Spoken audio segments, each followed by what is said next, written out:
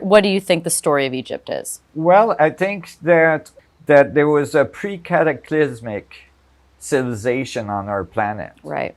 That existed prior to Maya, Egypt, and Inca, and so on. Timeline-wise, where would that put us? It would be like 12,000 years ago, prior to the meltdown of the last ice age, which might have been this reporting all around the world of these ancient civilizations about the Great Flood, right, Yeah. where the water rose. Prior to these events, there may have been a civilization on our planet that left monuments all around the world that was maybe quite advanced, and advanced in a different way that we're advanced today, with technology that might have surpassed what we're capable of doing today. Seems like it. I believe that each and every one of us has the power within ourselves to create the life that we really want. And I want to help give you the tools to make that happen. I'm Danica Patrick, and I'm pretty intense. Today on the show is Nassim Haramein. To start off our two-part series, we're going to dive into Egypt. Since I just got back from Egypt, and he has so much knowledge about Egypt and ancient civilizations, where it all came from and what really happened and the science. We talked about the temples, about the pyramids, just what the heck was going on in ancient Egypt. Enjoy. I think I'd like to be able to snowboard and ski. Mm-hmm. Yeah, it's great to be if able there was to go. Steep and deep, yeah, would be fine. Right. For snowboarding. Yeah. But the rest of the time, socially, skiing is so much more functional. Yeah, it is. So much more functional. It is. Yeah. Okay, so I just went to Egypt and got back last week, and in listening to more of your talks and information, I was like, oh my gosh, you know all about Egypt. This would be the perfect time to ask, what the hell is Egypt all about? Because in my recent exposure, I'm I literally just said to myself, when people asked me how it was, I think they were expecting me to come back with some sort of giant epiphany or some magical experience or something. And maybe I was too on some level, maybe that'll happen, but I wasn't looking for that. But all I could say when I came back is I was like, we just don't get it. We're not asking the right questions. Right. I'm not even sure we know the right question to ask. Exactly. It's so gigantic. It's such a big enigma that it's actually hard to figure out what exactly happened there and how did it actually get done. Because everybody knows about the pyramids and all this, and a lot of people know about the stats of the pyramids and how they're incredibly precise and all these things. But there's so much more. You go to Saqqara, you go to the Serapeum, you go to so many places, along the Nile and so on, and you see things that are just remarkable, that are not easily explained in terms of ancient civilization with copper tools and vine ropes with a few 100,000 slaves pulling. Yeah, right. Let's just pull that giant monolithic size stone up here and wait, that's just one of a bajillion of them that we're going to get up here. Right, exactly. And it doesn't make any sense. It doesn't. And why would you want to build like that? Civilizations built with the means of their technology at the time. Even today we use bricks that are easily carried, from one place to the other. Wait, the giant people. Do you think it was giant people? Well, there's stories about giants from all around the world. Right. It could be that they were very large people at one point on the planet. They're in the cultural myth all around the world, from societies that didn't know each other.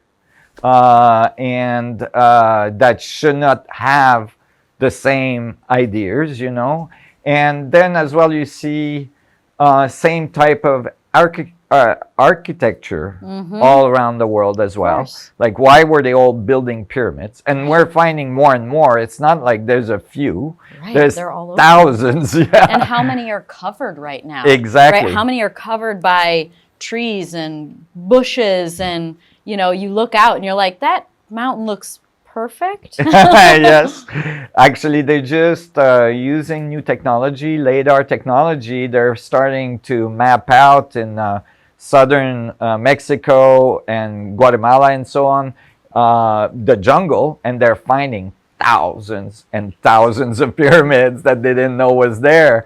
And they're saying, oh my God, there must have been a population of millions of people in this region. And, like the conventional archaeologic explanation of these kind of like very low technologically advanced civilization, and low cultural advanced knowledge is not consistent with what is being found all around the world.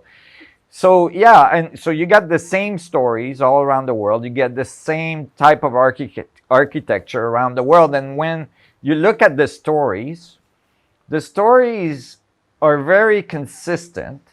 They talk about giants, but they as well talk about these giants coming from the stars. They talk about them as sun gods. And they talk about them coming in vessels or boats that floated in the air, and so on. And so, I know this is controversial, but when you look at the evidence, it's overwhelming. Before we get into more specific questions, there seems to be bridges connecting science and mythology and spirituality. So how much of the mythological stories do drive the science? Like, where's the intersection there that makes you look at something? And do you even believe in it at all? Because being a scientist, they're stories, right? Right. But where do they come from? Exactly. Well, if they were really scarce and they were very different across the world from each other and they didn't have any consistency and so on, you would say, well, maybe they had a really good, in those regions, they had a really good imagination and they come up with all this stuff, right? But there's this thing about the consistency. And then for me, and this is certainly not the typical path for scientists, especially not in physics. For me, I was very interested in archaeology. I felt there was a great mystery. And I was very much interested in the anomalies in archaeology. And I could see relationship between the physics I was writing and the symbolism that was found in all these different cultures around the world. Left by the sun gods, and for me, it was like, wait, maybe there's something to learn here about the foundation of reality. And, we have a tendency to live in what I call like, linear view of reality, right? We tend to be horizontal in our view, right? We do our work every day. We go home, we do the laundry, take care of the kids, do the cooking, go to bed, start over again, right? And so it's like we have a cap and we're just looking on the surface, right? Like on like a linear way. And I call this going vertical. So to blow the cap, and then take maybe a galactic view of Earth, right? Well, from the galaxy, Earth doesn't even show up. It's too small. Even the sun is too small. But imagine that you could take a view from the galactic perspective. How much possibility of life is there in the galaxy? A lot. I think that it's one of the most egotistical things to think that we're the only existence in the universe. Right. And then you got to ask as well deeper questions like, well, how did they all get there? right? How do you get all there? Like, and how is it getting organized so that in some miracle, 100 trillion cells would continue to do the same thing, like duplicating exactly the right way so I can keep living, right? It's not just like, oh, it happened millions of years ago and we got like biology going. It's continuing to happen every second, right? You're dividing about 1 million cells a second. There's billions of chemical change that are occurring in your body continuously. There's this incredible dynamic of creation occurring for you to be able to sit here and look back at ancient civilization or look at physics and so on and wonder about the nature of reality. And so when you go vertical and you look at it from that perspective, and then you look at these ancient civilizations and the symbolisms they left and the philosophy they left and all this, and you look at advanced physics, all of a sudden you start to see they converge.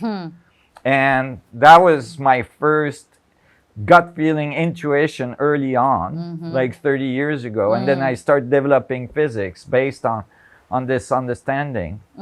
So I think there's something really profound in, when you go to these temples, for instance, in Egypt or in Maya country or in Peru and so on. There's something profound, and it's not necessarily some spiritual awakening that's going to happen. It's just a realization that something probably remarkable happened in our history. What do you think that was? How are these temples built? How were the walls clad with information and there's no way somebody had a little hammer and chisel. Like, they're perfect. I was like, did they have a stamp? Did they have a casting? Yet the pictures are different, all of it. So what is it in a bigger overview? Like, what do you think Egypt, what do you think the story of Egypt is? Well, I think that, and we're discovering this more and more, many researchers are working on this, but that there was a pre-cataclysmic civilization on our planet, right?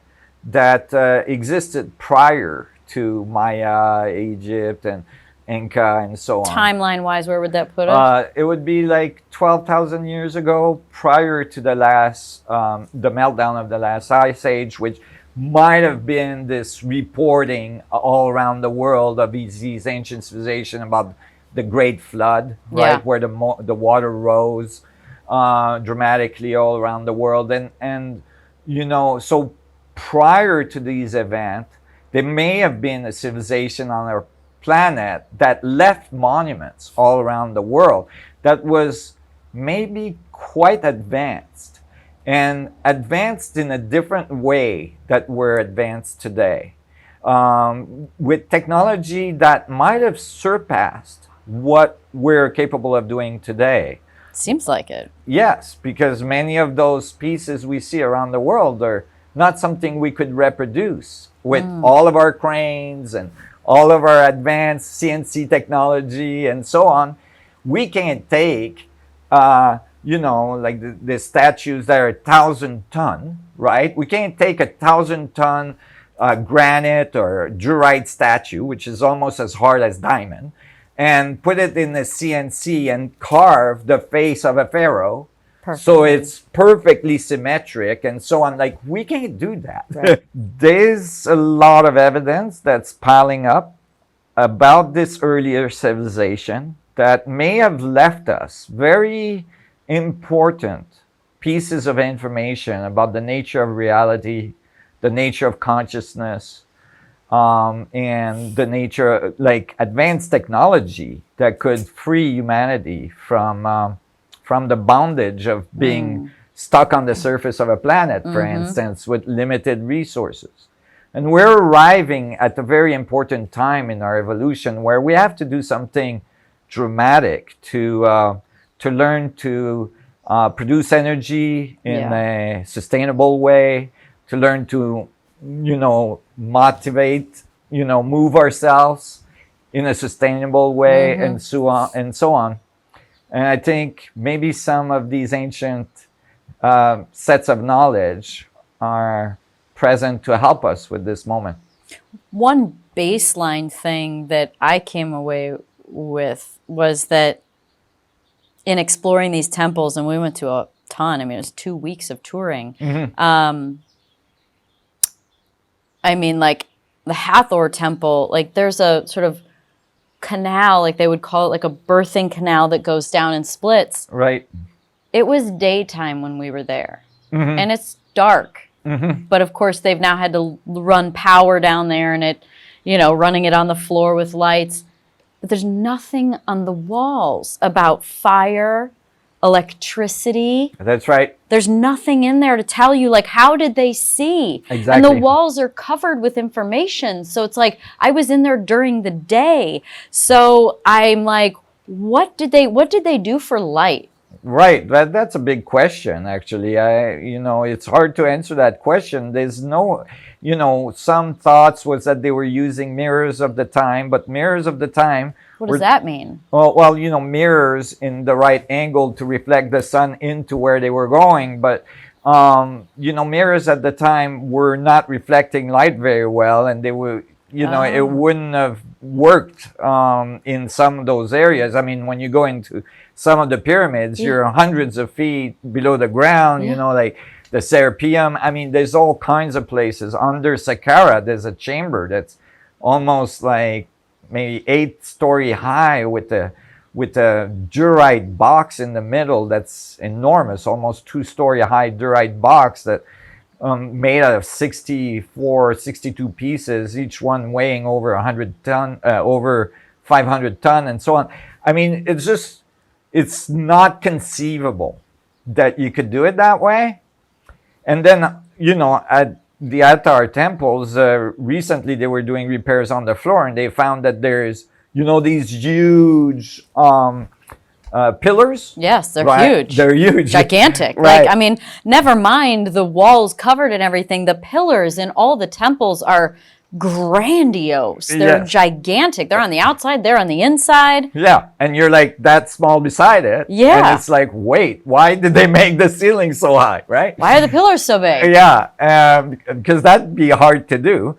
Well, now they found that it seems like there is the same pillars underneath, meaning that the temple we see today is built on top of another one. That's what the guides were saying, is that like they were all of these are built on top of old temples. Right. That are even older. Yes. Right. So then that would be the temples I'm talking about from the earlier pre-cataclysmic. And you see, this is where there's been some confusion in archaeology.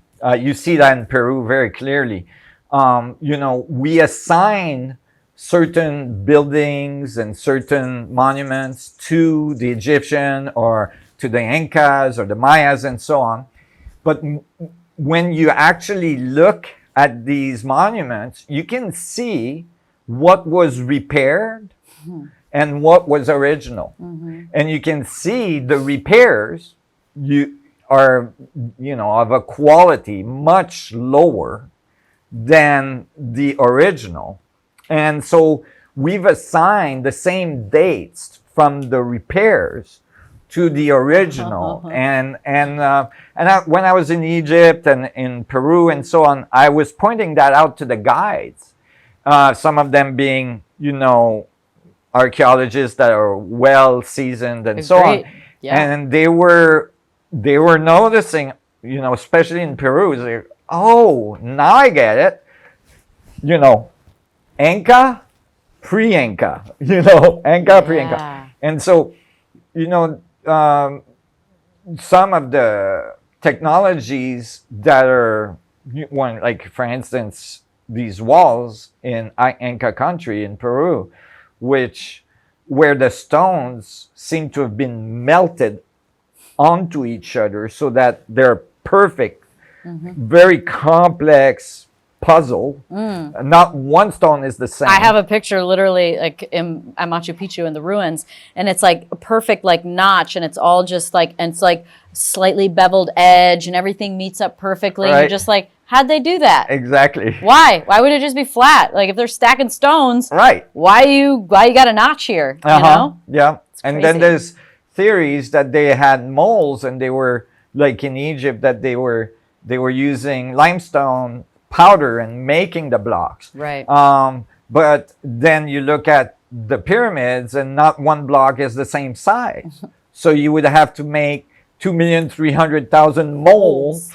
You know, so that doesn't make sense, right? If you're gonna mold, you make them all the same, and then you. And it was smooth too. The outsides of the pyramids were smooth, right? Yeah, they were. They look like they're stacked right now as blocks, and there's edges, but originally it was smooth. Yeah, that was the inner rough layer that we see. On top was a layer of limestone that was perfectly smooth and perfectly the few blocks that are left, you can see the joints are perfect and so on, and that was mined to build, you know, early Cairo. You know, it was mined off the pyramids, so there's not so many blocks that remains.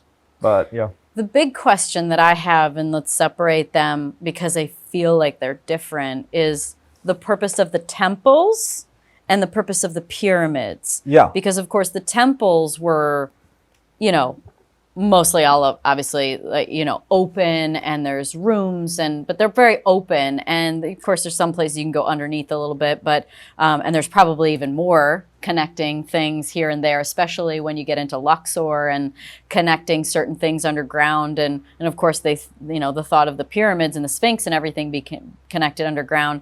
But the temples seemed to serve a different purpose. They were also clad with all of the stories and the rituals and the offerings and the, you know, accomplishments and everything that's all over the place. But then you go to the pyramids, and the pyramids are just the pyramid. There's not a thing on the wall. So the difference between the temples and the pyramids, but let's go with the temples since that's what we're talking about.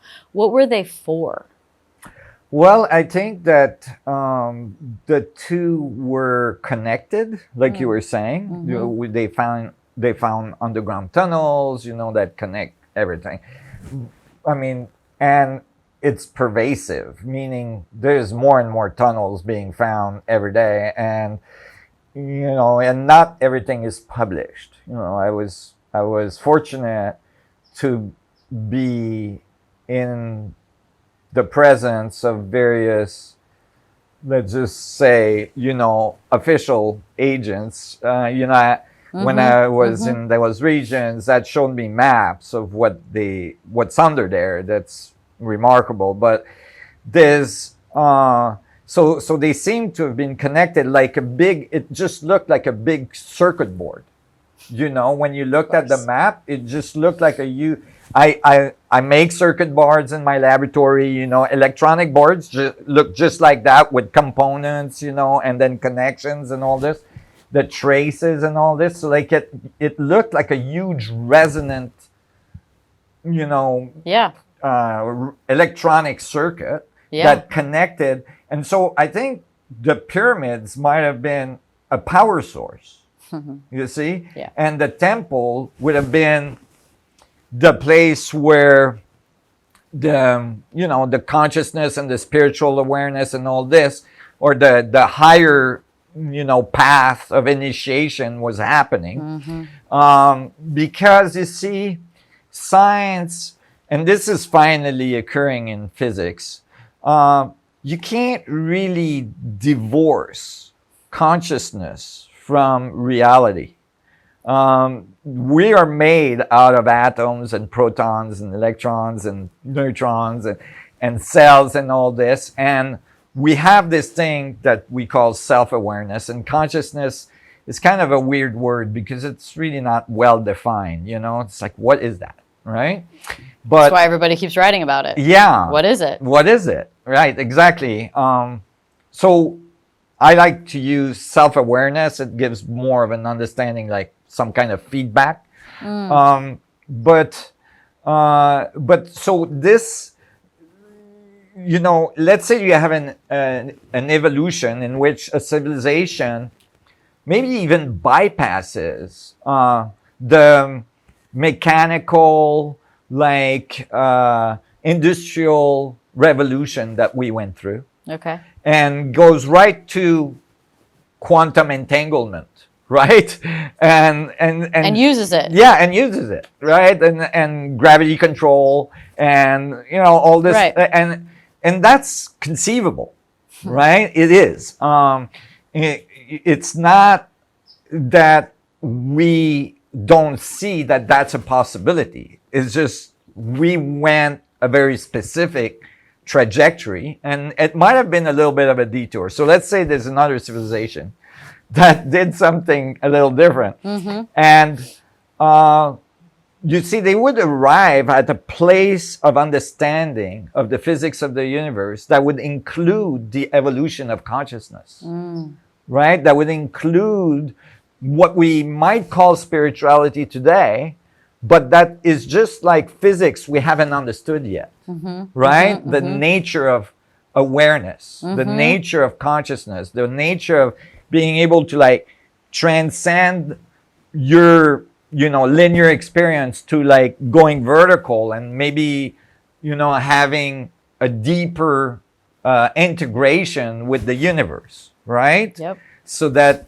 you're not thinking, oh, I'm just a little thing that's kind of like separate from everything, to, oh, my physics, my technology and everything is showing me I'm actually part of this amazing will works of nature, and I'm an intricate part of it.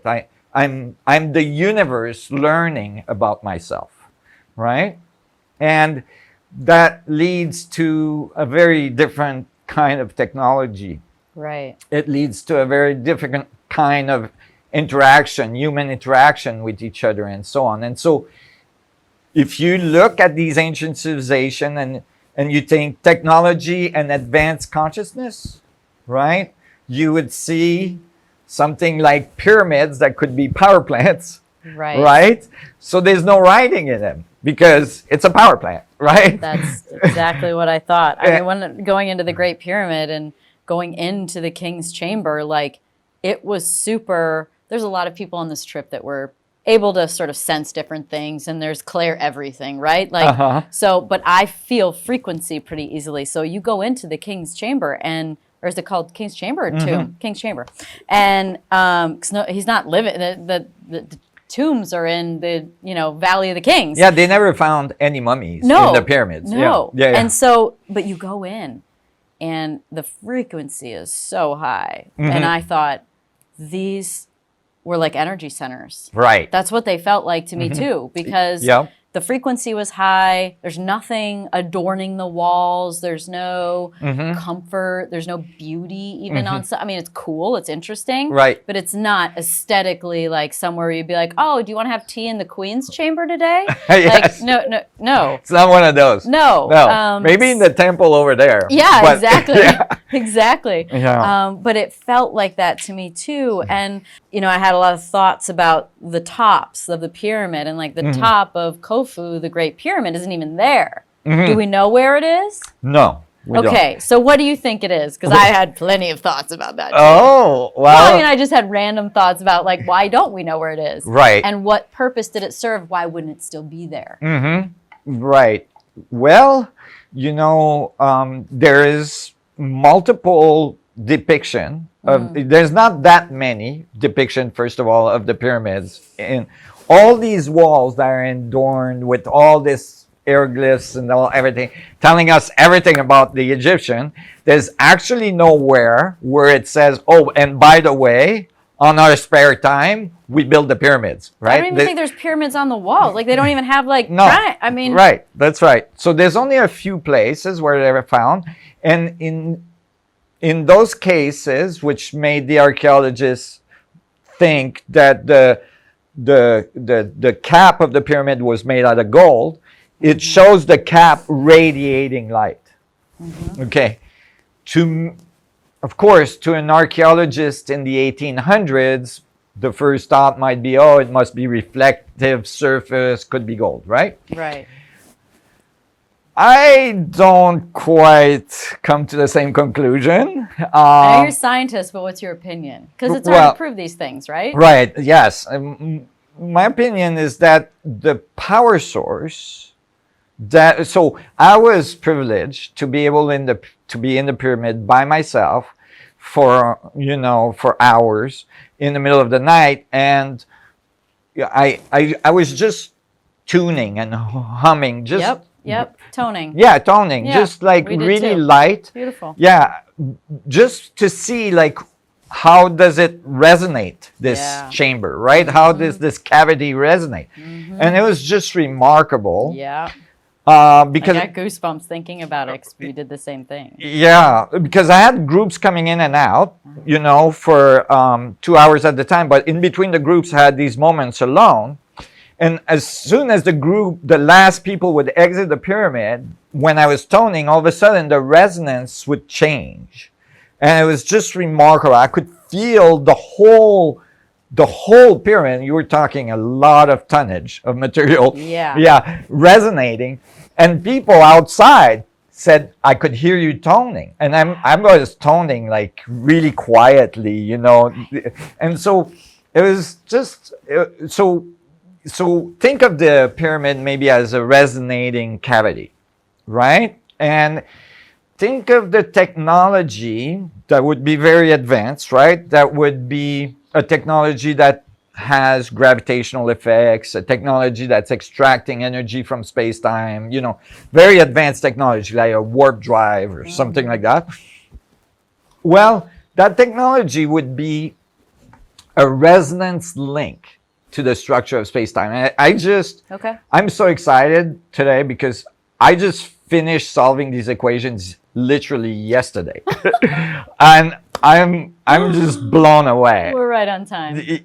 I'm just blown away. Like yesterday, I didn't, but I felt like jumping.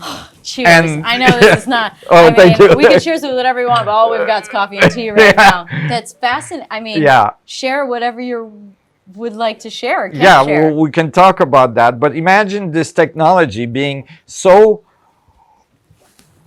advanced because it's tapping into the structure of reality. Tapping into that is a resonance match. It's like a radio being tuned to the right frequency so that all of a sudden it's like, and then the whole pyramid is like an antenna, right? The whole thing is just, and then those pyramids are on huge limestone slabs. The biggest in the world, right? Really? I didn't know that. Yeah, one of the biggest. And if they weren't, they would have sunk, right? Because they're so heavy, right? So like the White House sunk like 6 inches, and it's much younger, right? P.S. Aren't they called Obelisks? What are the spire spears? At the front of the temple? Yeah. What are in Karnak? In Karnak? What are those called?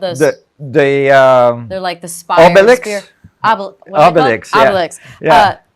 The one in D.C. is from Egypt. Right. That's crazy. Who knew? Okay, sorry. I just had to mention that because I thought that was fascinating. There's one in London. There's one in England. In London. There's one in France, in Paris, right? And then there's a replica in D.C., right? Do they make some kind of grid? Yes, well, I think at the time they were definitely antennas at the entrance of the temple, so that because these things are highly tuned. You know the one in Karnak that's still standing? Yeah. That thing is huge, right? It's huge. So it's like 500 ton, made out of granite. It's perfectly straight. Yeah.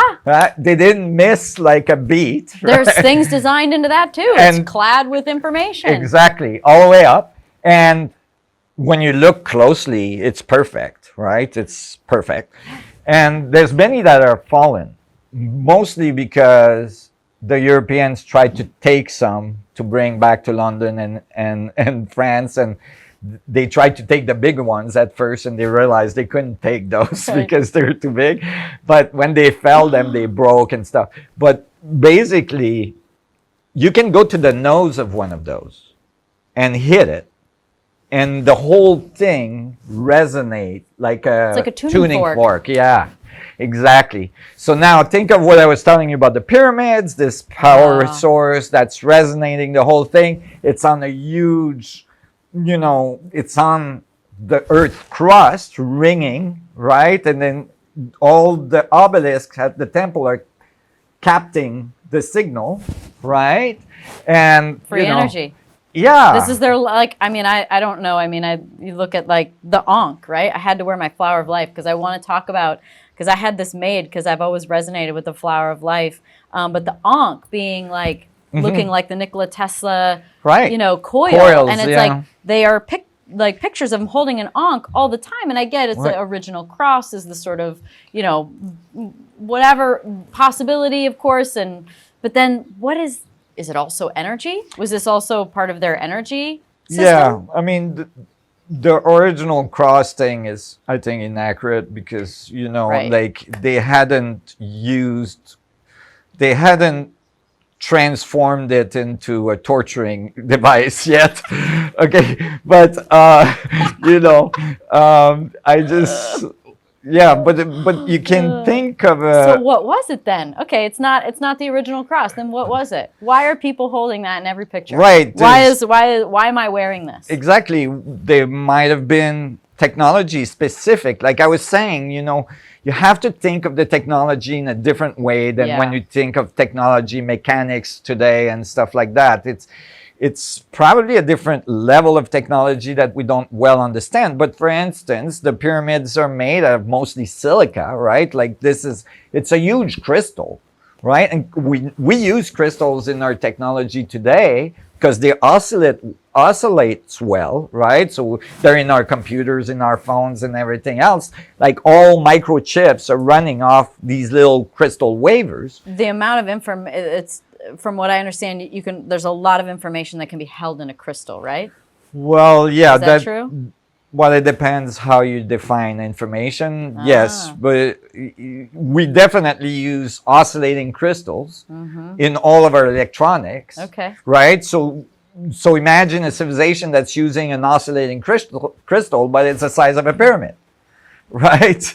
So then the power source that's oscillating that thing is a different level of energy than our little batteries in our computers so also in your pineal gland, it's crystals in the pineal gland, that's right. Yes, there's liquid crystal in the we're like our own obelisks or whatever. Obelisks. Yeah, obelisk. I don't know why I can't remember that. You can imagine the body as being a biocrystal oscillator. And certainly all your bones are piezoelectric, like crystals. When you walk, they produce electric fields. And, this is why if you go in space, you start deteriorating if you don't have gravity, because you need that piezoelectric effect, to keep all your tendons and your muscles activated and so on. And so it's really, like I said, all of a sudden, if you reach the vertical level of technology, if you think about it, what it could be, then it starts to all kind of come together. Right? Maybe they weren't just thinking of energy as electric fields to light up something, which they might have been able to do in a way that didn't require wires. Right. Which Nikola Tesla invented. Did as well. Yes. Wireless transfer of energy is absolutely possible. It's been reproduced. But you can think as well as maybe they were energizing the human crystal, as well. That they were bringing, high level of coherency and so on. Maybe they could extend life. Maybe they could regenerate cells and so on. And that might explain as well their huge later in the dynasty intent on trying to preserve the crystal of the body, right? Because when you look at how they embalmed, which we don't understand in modern chemistry today, how they embalmed the body so that they would preserve so well and so on. We can't replicate that? No. We have, there is secrets that we can't figure out how they did it, in terms of preservation of the tissues and so on. It's remarkable. And so there is, so maybe they were wanting to preserve the crystalline nature of the body for, certain purposes in the future and so on. It's hard to tell. It's hard to say. And this might sound really very esoteric, but I assure you, I'm talking to you about this coming from a perspective of physics. And, a standard physicist may not even understand what I mean by a perspective of physics there, because it's beyond the standard model. However, we're starting to discover this place beyond the standard model. And much of it has to do with what I've been talking to you about, meaning that there's information in space-time, there's energy in space-time, and there's a source of reality that is a field that connects everything, that everything is entangled, that black holes are not these huge monsters that just appear in the middle of galaxy, but that they are part of the evolution of creation and so on. So this very, very deep level of physics that are emerging from those thoughts I was talking to you about. So I guess at the end of the day, because this is all fascinating and it's fun and we talk about it, but it's like I always think to myself, okay, what does this mean? What do we learn from like going to Egypt and seeing, I love the joke in my head I've been thinking since I was there is it's like, the writing's on the wall. It's like, it literally is. Yes. What are we missing? So what is it that inspires you the most and leads you down a rabbit hole from ancient Egypt? Well, I think the awe of being there and seeing these things, and I think if you study them for many years, as I did, and you never actually go there and see it, yeah, you're missing. You have to go and see it. It's just you just have to see it. Yeah, it's all inspiring, yeah. and you really get the sense of the enormous task that it would take to put these things together. But yeah. I think the key is that, first of all, to realize, and more and more archaeologists in Egypt and in South America are agreeing that they must have been a pre-cataclysmic civilization. This is becoming almost a standard in archaeology, in Egyptology over there. Now this, I think, is telling us, what can we get out of this? I think what we can get out of this is that there's something way beyond, we were microbes, and then the microbes got together, and then they made a monkey, and then, the monkey started walking on 2 feet, and, it became some kind of, Homo sapiens sapien, and somehow the Homo sapiens sapiens start to become self-aware, and, that there's something deeper. I mean, that story might be true, but the fact that it happened was not some kind of random event, but that there is a deeper, evolutionary pulse in reality, in our world, in the physicality of our world, I'm talking not some spiritual thing, but actually in the atoms that you're made of, right? That these things are carrying information, and that evolutions are cyclical, Totally. And that the stories in Egypt are cyclical. Like you look at the story of Isis and Osiris and the, Immaculate Conception of Horus. And then you look at Mary and the Immaculate Conception of Jesus. Like the cycle, you start to hear the backstory further and further and further. And you're like, wow, I've heard that story before. Yes, exactly. I mean, like just as an example that Yeah. that I heard there. You find it in the Vedic tradition. You find everywhere. You know, Maya, Inca, so on. You find the same stories. So you see these cyclical dynamics of evolution, and you start to think, okay, you know, where could we go from here? You know, maybe we need to go. It's like literally like Back to the Future. It's like maybe we need to like understand what happened then so that we can move forward now, right? So that we can, and that was really my thought 30 years ago. And that's why I was not able to study inside the institution so well, because I was too interested on subjects that were very, you know, considered unrelated. And I wanted to have that flexibility to study whatever I wanted. So I think at the deeper level, it will lead us to understanding the nature of our existence and the nature of reality. And that might sound like an unconceivable notion. This is my dream. Uh-huh. To understand that. Right. Well, you know, and why not? Right? Like we came out of this reality. Why would we not have the knowledge on how it actually made us? How, you know, how we got here, what it is, how it works, and to become harmonic with it. Like the idea, you know, that there is not enough energy for everybody and that we have to fight for it. You know, that we have to go to war and so on for territorial disputes or for energy or for resources.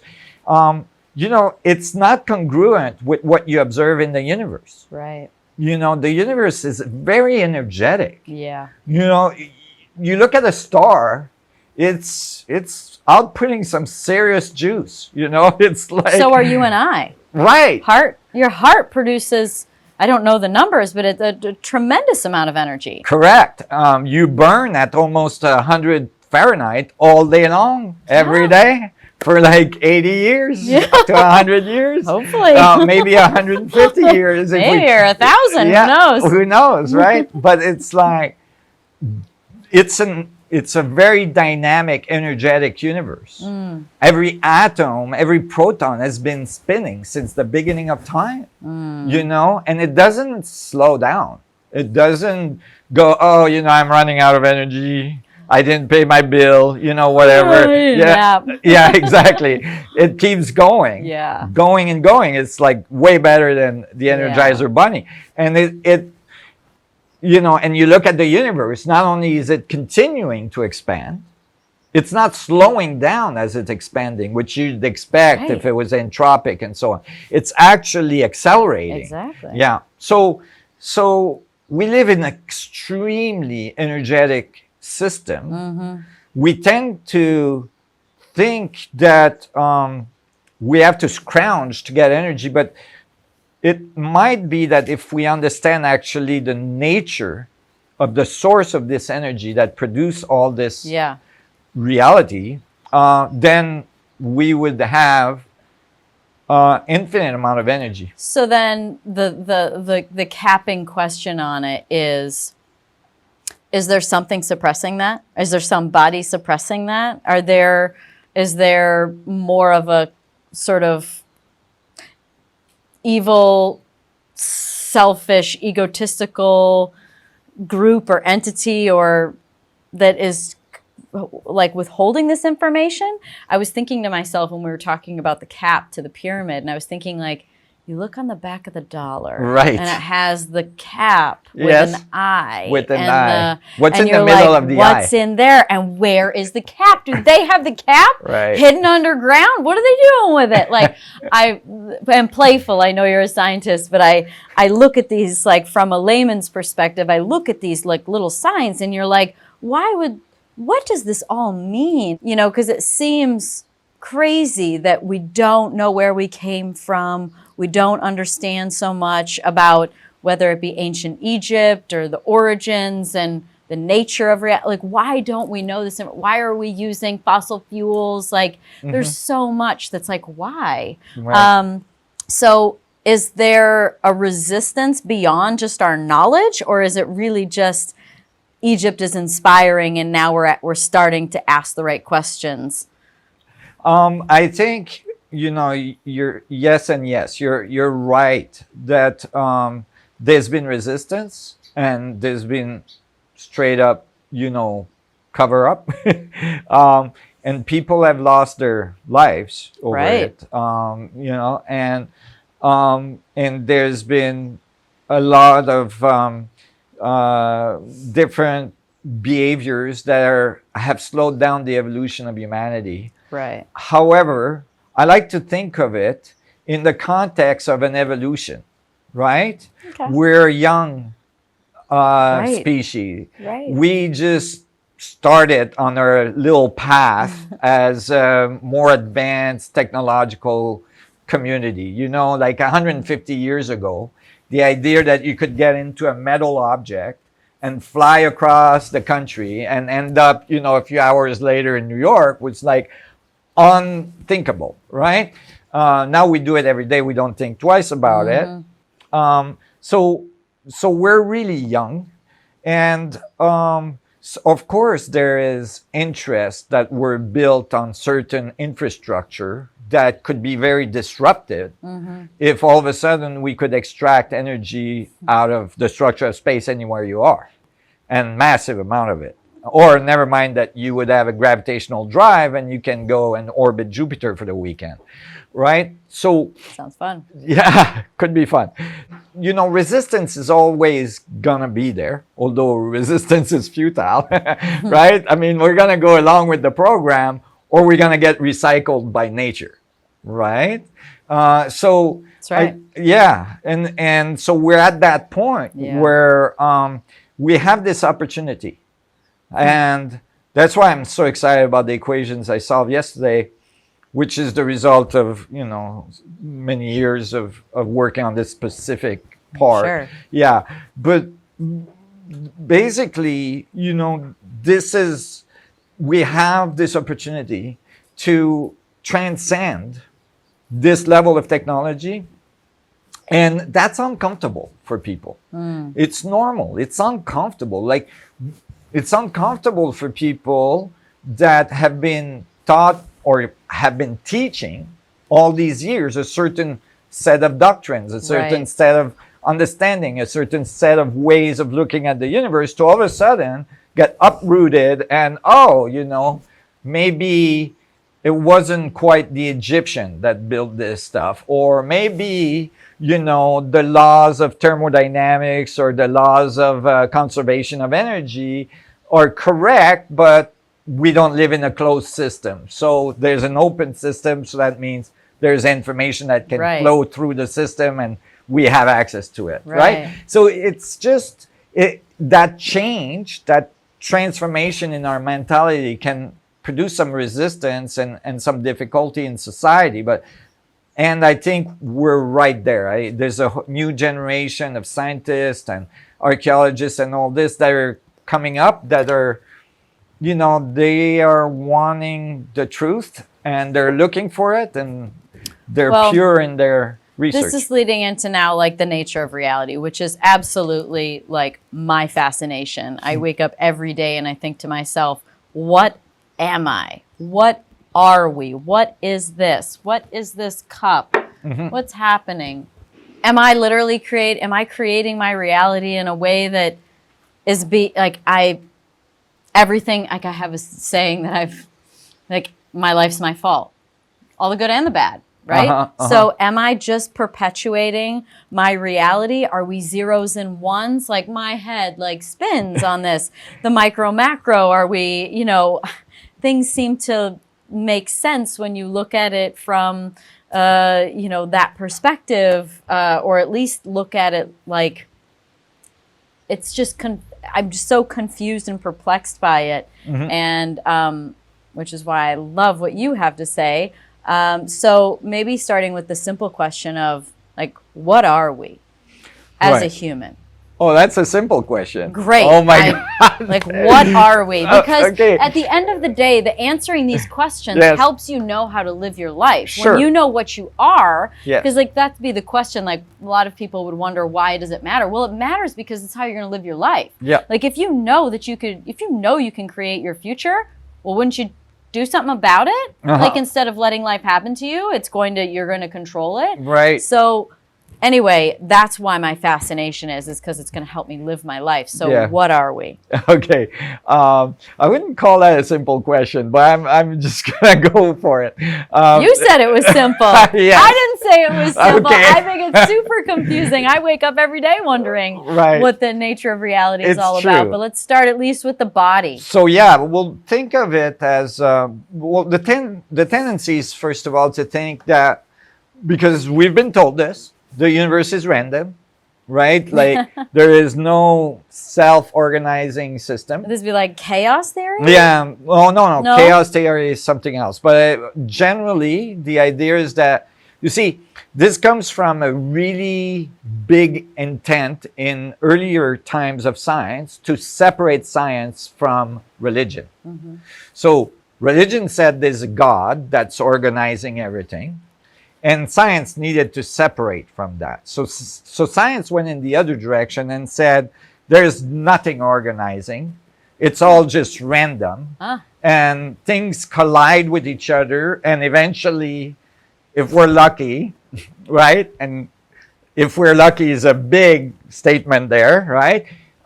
They are going to agglomerate together and somehow natural system will emerge from it. And you know, it's a good thought, but mathematically it's inconsistent, meaning mathematically the probability of even just one monocellular system would come to exist after 13.7 billion years since the beginning of the universe. And, you know, we could discuss that deeper. Yeah, but, that's next. Next is the Big Bang or what might be the Big Bang. Right. And so basically, but let's say we assume the Big Bang, you know, it doesn't add up. You need trillions and trillions of years prior to the Big Bang for the probabilities to work out that somehow the complexity of one cell would come to exist, right? So that's already a big problem, right? And then if it all of a sudden popped out and oops, there was like a rock that fell on it, then it would take another, you know, so yeah. So the probability that it came, but the problem is that if you say that to a physicist right away, they're going to assume you're religious and that you're going to tell them it's God that's organizing everything, right? And what I'm saying is that there's something in between, okay? There's something different, like altogether different than these two options. One, it's completely random, there's no organization, and the other one, there's God with binoculars making sure everything is good, right? The other option is that there's feedback, meaning that there's a flow of information. This is literally how I solve these equations I was talking about. That there's a flow of information, and the flow of information that's emanating from a system is called electromagnetic fields. And the flow of information that is collapsing into the system, right, is called gravitational fields. And the relationship between the two is a feedback that makes the system self-organize. It knows about its environment and it, you know, modifies itself. It's the theory of evolution of the quantum world, if you'd like, that eventually leads to the evolution of biological system. Because you're made out of 100 trillion cells, approximately. Actually, in your case, most little less, maybe. Because I'm shorter. No, because I'm only 5 foot. You're a small person. So maybe 30 trillion, you know, but let's say around there. And each one of these cells is made of 100 trillion atoms, right? Yeah. So it's a very complex system. Yeah. And so all of a sudden, but if you have feedback, you can get self-organizing system to happen very, very quickly in the evolution of a system. So you can start with a very simple set and get to a really complex set of interaction in very short amount of time. A good example is if I give a Rubik's Cube to a blind person and ask them to order it, which is not really a nice thing to do. If they're moving a move every second, Sounds like a joke.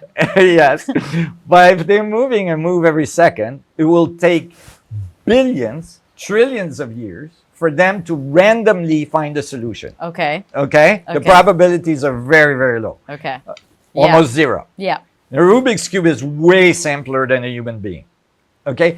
But if I said to the blind person, yes, meaning you're getting closer, and no, just binary set of information. Yes, you're getting closer. No, you're not getting further from the solution. It would take 2.5 minutes, and they would order the Come Rubik. on. Yes. So you Come on. No, absolutely. So Maybe you could help me then. so you go from billions of years randomly to or trillions of years to a few minutes if you have feedback. Wow. And so feedback systems. So think of yourself, to answer your question, because it was a deep question. Think of yourself as a feedback of information of the universe, but I mean it literally, meaning you're radiating thermodynamically, right? So that's like information radiating from you into the field. Okay, but you can think of the field, atoms are made of mostly space and so on. So you can think of the field is not just outside of you, but it's inside of you. You're made out of 99.99999% space, right? So think of all the little amount of we think things. we're firm. We think we're not. Yeah. We're like just little mini tornadoes, right? Like exactly. the body of tornadoes. Like the cells are just, right? Yeah, exactly. We're not actually matter. No. In like a dense sense. When you look at the atoms, you could say you're just an electrostatic field of space, right? So you're space densified into a thing. Right. Like everything you touch, everything, it's mostly space. Right. And the thing we call not space is just an electrostatic field that bumps against each other. So it's like a little field in space, right? And think of this little field like a little sphere, exchanging the information between the space inside of it and the space outside of it. And as it does that, it produces a little thermodynamic effect that we call our reality. Okay? So that's a completely different view of reality. Right. And a completely different view of you. Because you're basically a set of information exchanging. So you're radiating thermodynamically, and you're gathering information through your senses, right? So like the system learned to make you more and more complex so you could have more and more awareness of your environment, so it could gather more and more information and learn more and more, feedback more and more. It's like a continuous positive feedback of complexity. And so like you have little black, that's why I was saying, remember the top of the pyramid's got the eye? When you said that, I said, well, what's in the middle of an eye, right? It's a little black dot that's absorbing light, right? Right. And sending those photons into your cortex, into your brain, right? And then, so you're gathering information as you're dispensing energy. So think of yourself as a conduit for creation, right? And so how you interpret the information that comes in is going to dictate what you're going to do with the energy when you dispense it. Like how you're going to move your arm, who you're going to talk to, what you're going to say, all this stuff, right? And in that sense, you are creating your reality, right? Because you're part of this feedback loop. The thing that people forget is that everybody's part of that field. Everybody's part of that loop. So it's a collective creation of our reality, of our environment, right? So it's not just you. So although you intend to like do something really cool that you want to do, it might not happen because there's other people involved, right? There's all the other things in, not just people, like the chairs, the walls, all the other feedback loops that you're going to have to like conjure. You know, you're gonna have to get them to come along Okay. with your plan. Right. Yeah, so that you can do the thing you wanted to do. So it's a dance. It's a dance of relationship. And it really, if I could show you these equations, which I will soon, you know, because we'll publish them soon, it really shows that all there is relationships, right? So that is just an analogy for life. Yes. All there is information exchange at different scales and in different ways. And that produces all the forces, all the constants of physics, everything we see is just this exchange of information, all the bond angles that makes the molecule, that makes the cells, and so on. So you're so much more vast than, just a collection of cells that somehow randomly got together and became self-aware, you know, by some epiphenomena of your brain. So this says as well something profound about you.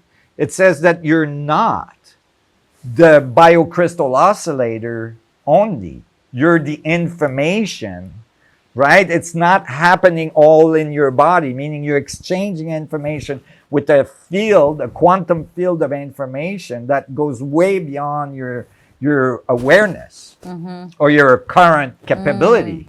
Thanks everybody for listening to the Pretty Intense podcast today. I hope you enjoyed it. If you like what you heard today and you want to hear more, please click on the subscribe button.